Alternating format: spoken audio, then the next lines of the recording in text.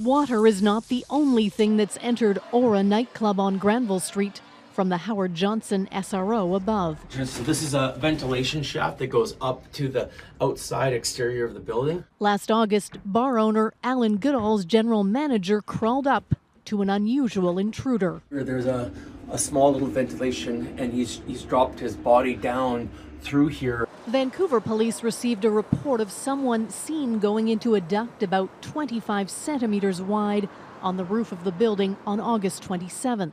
Once you're up here, if you don't know where you're going, it'd be next to impossible to get out of here.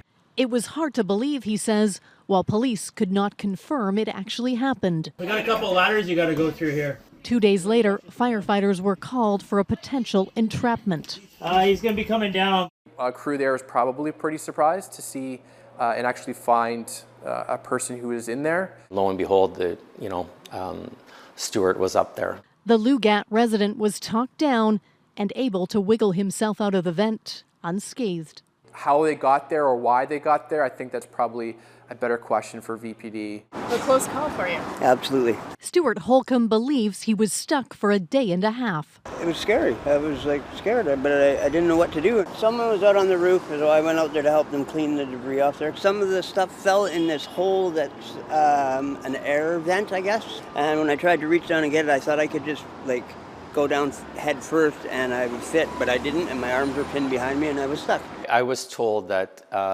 by the sort of partner in crime that they were trying to break into Aura. They confided in that because the person he was with was adamant that his friend was down there and he was worried about him because he hadn't seen him in 10 or 12 hours. He was actually the first one out there cleaning up the debris, and he seen me kind of go in the hole and not come back out. This was nothing to do with the break-in? No, I was cleaning the ledge, actually.